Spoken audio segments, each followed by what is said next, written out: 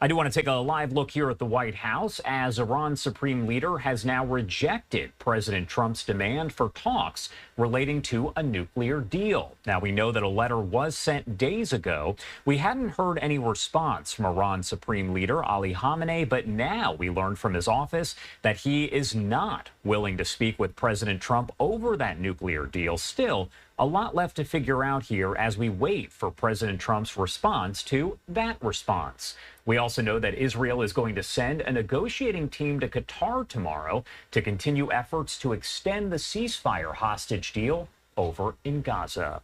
As always, a lot to discuss out of the Middle East, so I do want to bring in Mark Chandler, Director of Government Relations and Professor of Practice at Coastal Carolina University, also a former senior defense intelligence official.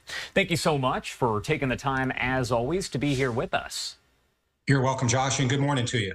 Good morning. Well, first off, I do want to talk about that rejection from Iran's Supreme Leader Ali Khamenei as it relates to President Trump's request or demand for some talks there for a nuclear deal. Now, we know that Trump did say just days ago that if Khamenei did not accept the request there for talks, that he could intervene militarily in Iran. So what do you make of all of that?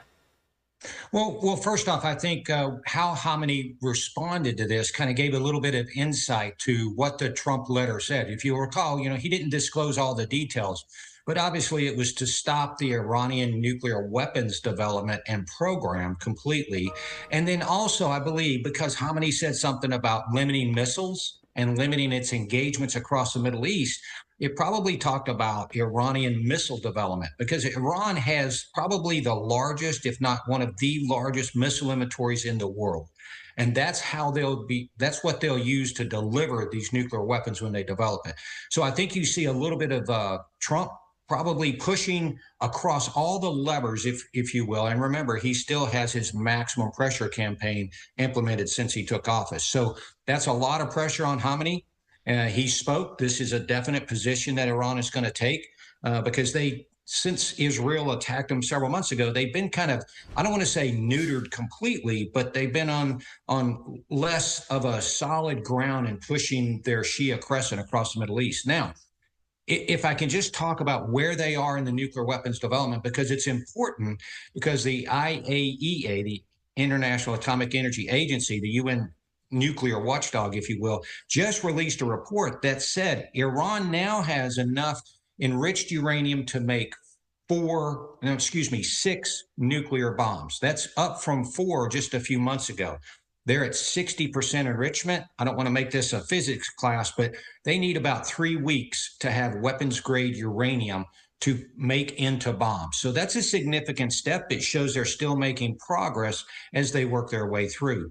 If the U.S. was to conduct a military campaign, and there are contingencies that I won't go into in detail, that would be an extensive campaign, an aerial bombardment across a lot of Iran, especially in the Esfahan and Natanz regions, where there deeply buried targets that are critical to the Iranian nuclear weapons program. So that would have to be an extensive series of airstrikes, whether they go by themselves or Israel cooperates in some way.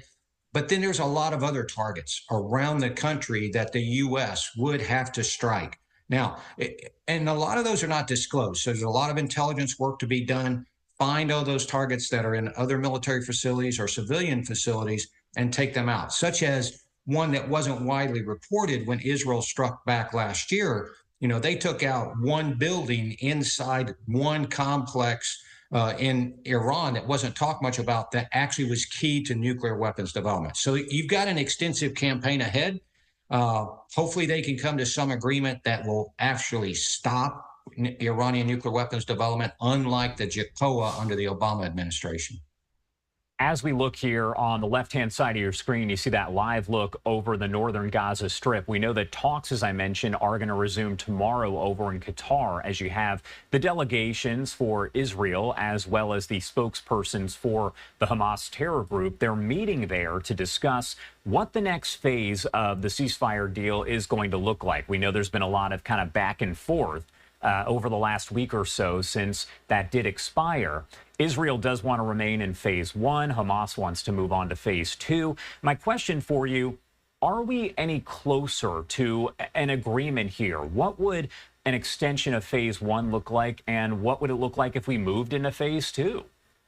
Well, Josh, that's a great question, and I think right now the fact that Israel is sending this team tomorrow to Doha, and let me point out, this is a significant team. This is the lead hostage negotiator for Israel, and it's some very senior Shin Bet officials. So you've got a senior delegation that's going to go talk to the Hamas mediators, the mediators and Hamas representatives. So I think what you're seeing is you're either going to see Israel say, okay, there's a little bit of an opening in here where we can maybe start talking about phase two, or they're going to sit down and they're going to say, okay, here's the ultimatum. We need to extend phase one. And to answer your question about what that looks like, that's just basically every week releasing 3 Israeli hostages for a requisite number of Palestinian prisoners, as they did the first 6 weeks. We're literally in limbo right now. We're not in phase one, but we're not in phase two. And so the fact that you've got two forces, both Hamas and the Israeli military, ready to fight at one another, and we know Hamas has been making preparations to do so, these talks need to go well to kind of hold off any kind of future attack. I also think with the senior level of this delegation, you're seeing a little bit of Israel starting to put itself back up at the forefront, especially after what the U.S. did earlier this week by talking to Hamas separately. The Times of Israel posting this story here, I want to get your take on it, as they say that the Israel Strategic Affairs Minister, Ron Dermer, quote unquote, lashed out at the U.S. hostage envoy, Adam Boehler, about learning that he held direct talks with a senior Hamas delegation. What does it say that the U.S. held these, quote unquote, secret talks? And how does Israel feel about it? Because if that comment gives us any indication, they're not happy about it.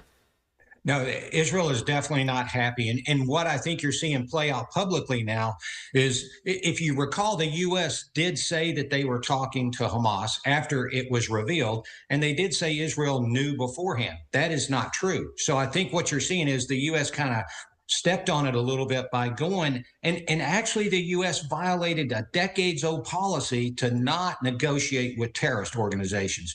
So you've got that as a backdrop. But the U.S. went in and they tried to separately negotiate, or at least move him to the front, the release of the remaining American hostages, 1 alive and 4 dead.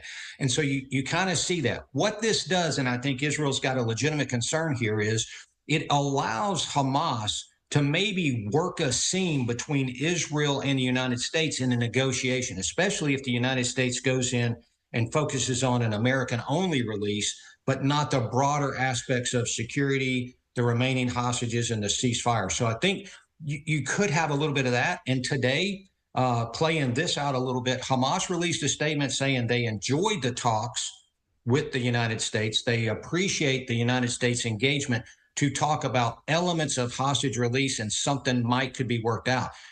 Having this come out right before the talks begin again tomorrow in Qatar, obviously is Hamas trying to exploit that seam. So we'll have to see how this plays out. But I think Israel's got a legitimate beef here with the United States. And I was going to say, what does it say to you overall that Hamas would release that statement and say, we enjoyed those talks with the U.S.? Is that kind of a dig at Israel to make them even angrier? It absolutely is. I don't want us to put the Israel-U.S. relations on any kind of bad footing as they were in the Biden administration, but this is kind of a public issue right now that needs to be worked through quickly. And the U.S. and Israel need to, publicly come out and reaffirm that they are moving together with a joint vision on how the rest of the negotiations are going to go in the hostage release, or Hamas will continue to play these games. Let's talk a little bit about the Houthis. We haven't really discussed them in a while here, but the Houthi terror group threatening Israel that it's going to resume its naval operations if Israel does not lift its block of aid into Gaza within a few days. I know at one point it was 4 days. I guess right now we might be down to 2 or 3 days. But what do you make of all of that overall? Can you explain why that is the case? Well, the Houthis, First off, no one's really bothered the Houthis since about January 10th, when the U.S., UK, and Israel all conducted some serious strikes against the Houthi infrastructure. Now, so since the start of the ceasefire, the Houthis have said they will support the ceasefire. They will not do any attacks as long as the ceasefire is in place. And so last week, as Israel was saying, let's stay in phase one, and they began the blockade to try to force Hamas to stay in phase one and talk at the tables. I think the Houthis are now coming out on a threat. Also, perhaps overlooked a little bit, the U.S. formally designated through State Department channels the Houthis as a foreign terrorist organization this week. So that now implements multiple sanctions on the Houthis, and it also starts to implement sanctions and pushback, not pushback, but retribution, if you will, if there's any third countries that are starting to deal with the Houthis now. This is much stronger than it ever was in the Biden administration. So you've got to see now the Houthis are playing out. Since they haven't been attacked, as I said, since January, what I would have to say is the Houthis have been consolidating their positions, consolidating what weapons they have, missiles, attack UAVs, and those attack unmanned boats. And so I know that they have several still left at their disposal. They can attack. They have attacked Israel before. They've actually killed some Israelis, caused damage. So I think if they decide, and you're right, 2 to 3 days now, if they follow through with this threat, they could quickly mount an attack that could go against Israel. And then, some of the shipping into the Bab el-Mandeb Strait and the Red Sea. So you've got to look at that. Unless something happens, they can attack. It won't be as extensive as they were before, but they will be able to do it. Israel doesn't need that right now. Israel's focused with Hezbollah. They got that going. They've got Hamas. They're working on that. Israel can handle it. They just don't need this additional burden to start to have to deal with the Houthis again. Yeah, as you mentioned, this is kind of the first time that we're talking about the Houthis in quite a while. Also, it's been fairly quiet with Hezbollah, so I did want to ask you kind of the latest developments there. That ceasefire, is it still intact? Well, I think if we've got any really good news to work through, that ceasefire is intact. Now, as I've said before, it's not a complete cessation of hostilities. Hezbollah is still trying to do some things in southern Lebanon, work supplies in there. And when that's identified, Israel is either doing a preemptive strike on the terrorist cell that's doing something or quickly counterstrike on that. The Lebanese army is stepping up. They're still not fully capable of everything. And Israel occupies about 5 key villages in southern Lebanon that actually were Hezbollah strongholds to attack into Israel. And until those can be secured, everybody has mutual agreement that Israel can stay there. So I think you're going to see that play out very well. And right now, that's probably the least of Israel's concerns out there. All right. Mark Chandler there with Coastal Carolina University, a good friend of the show, always helping break down the latest developments there in the Middle East. Anything else you want to add about any of this? Obviously, a lot going on, but anything you want to add before I let you go? Josh, as we can see, there's a lot of dynamics at play here. The U.S.-Israel alliance, how we go into negotiations this week is going to play things out.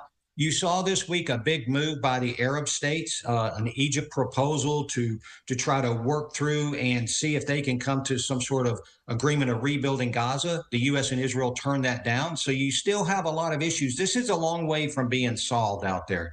And so I think you have to kind of look at how the balance is going to play out, what a realistic assessment for tomorrow looks like, and then what it looks like 5 years down the road. And I think both sides, both the Arab states, the U.S., perhaps even the European countries, need to really come together and come up with some sort of realistic, acceptable proposal to everyone out there. But it's a challenge, definitely. And as you mentioned, the U.S. and Israel rejecting that, and then you have several European nations that have said they are all for it. So we'll keep an eye on that situation as it does develop there. Mark, thank you so much for taking the time to join us, and have a good rest of your weekend. Josh, you as well. Thank you very much.